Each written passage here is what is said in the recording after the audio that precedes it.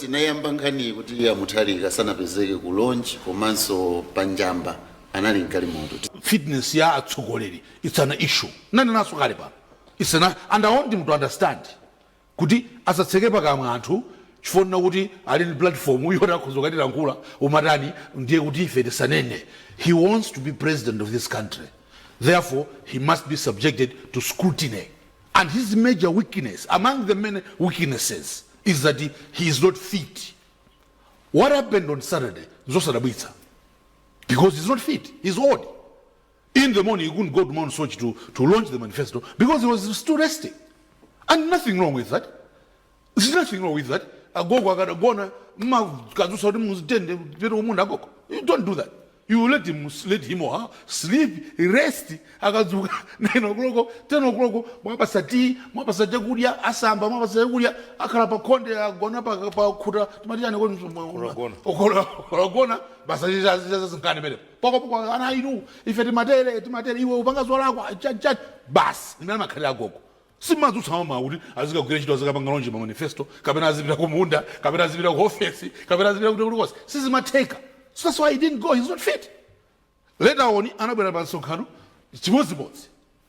So Zorna Woody was a security issue. Nanabera if it was a security issue. One other thing that I need to say is and to DBB as a morning at Malawi than Hobusa. Ali free Ugamba Jesus Kuzogamba. Kuma azale megeza Malawi. Azale megeza. Akozone na kuti ena kunena kuti ai feti beji fuwa pita kuti kavurire mweyo olara kauri ali pa stretcher feti kavurire mweyo. That's fine. That's what they want. But what about the majority? If I'm not saying nobody's going to vote for Peter Mutharika. Other people are going to vote for him. But it's not right. Because mtu tikumubweteka. Saina ukhala kuti azigire chito zolimba. Naona wina analemba comment azina kuti Peter Mutharika, although he's odd, he was very articulate. And I was laughing.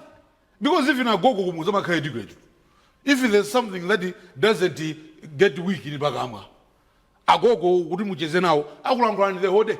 Can I go? I will pass the Marangiso, I would Dani, I would, it doesn't mean my gogo salankula, Kabena Sama, Samava.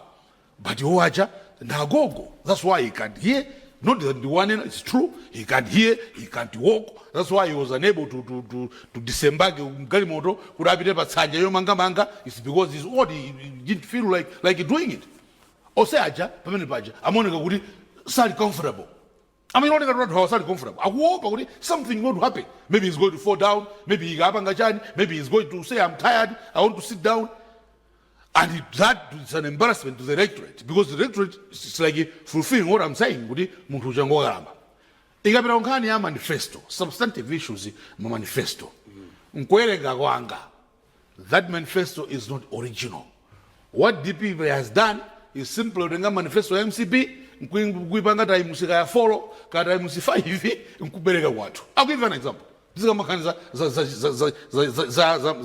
zona. So this is zona. Civil servants. We know the MCP has been building manyumba ama security organizations. The army, MDF, police,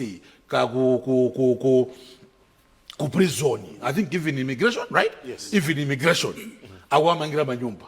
What does the DP say? How do we counter this? Timanga manyumba ama civil servants. Is that really possible? Civil servants. Do you know how many people in civil service? What they did is simply buy the houses that was built, including Peter Mutharika himself. Bought a cheap house. I'm a He bought a house that was built by former governments. Them as DPP have never built anything in this country. All they did is just to come back and sack everything that was built. Today, as an Amazon, if I did Mangan University, Zona Mangan, massive servers are Libangat. Adequate. I'm a crowd. And who told them good civil service among you, Manum? I don't know about different to Manumba opposite. Maybe it makes sense. Apart from security, if it is all yes, opposite. Kaya another, profession. Kaya organization looks better. This is Manumba 400, organization looks better. It's gonna fake. Why? they want to do better apange adutse MCP, which is laughable. It's fantasy.